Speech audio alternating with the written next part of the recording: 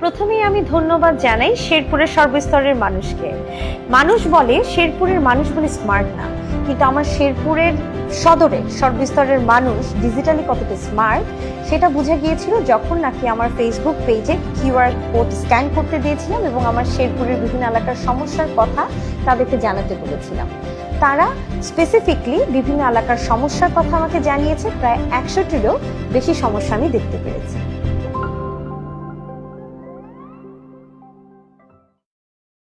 কামারচর ইউনিয়নের দশান্দি নদীর উপরে একটা ব্রিজ প্রয়োজন। এটি শেরপুর সদরবাসীর প্রথম এবং প্রধান দাবি।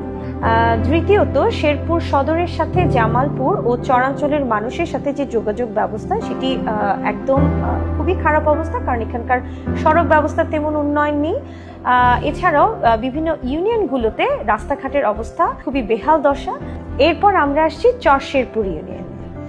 এখানে নাজিরাবাদ বাজার থেকে নয়াপাড়া বাজার হয়ে বালুরঘাট সীমান্ত বাজার পর্যন্ত এই রাস্তাটার খুব খারাপ অবস্থা।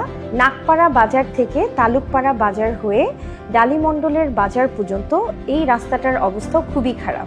যুবনীমুড়া কান্দাপাড়া বাজার থেকে বালুরঘাট সীমান্ত বাজার পর্যন্ত আরও একটি রাস্তার সংস্কার প্রয়োজন।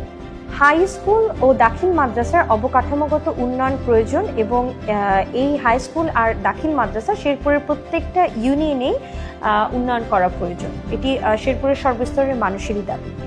এখানে মূলত সড়ক ব্যবস্থার উন্নয়ন ও খেলার মাঠের জন্য সাধারণ মানুষের বিশেষ দাবি ছিল। মুন্সিরচর বাজার থেকে হরিণধরা বাজার পর্যন্ত সড়কের কথা সকলে বলেছে এবং এই ইউনিয়নে শিক্ষা প্রতিষ্ঠানগুলোর অবকাঠামোগত উন্নয়ন জরুরি। গাজীখামার ইউনিয়নবাসীর একটাই দাবি কুড়িলাকান্দা ব্রিজ। ধলা ইউনিয়নে চান্দের নগর থেকে বড়াইতার একটি রাস্তা প্রয়োজন এবং তাদের একটি ব্রিজও লাগবে। লক্ষ্মণপুর ইউনিয়নে ইউনিয়ন পরিষদের ভবনের অবস্থাই খারাপ। মৃগী নদীর ভাঙন রোধ করে মানুষের ক্ষয়ক্ষতির পরিমাণ কমাতে হবে। রৌহা ইউনিয়নে কাঁচা রাস্তাগুলো পাকা করা প্রয়োজন এবং বাজারগুলোর মান আরো উন্নয়ন করা দরকার।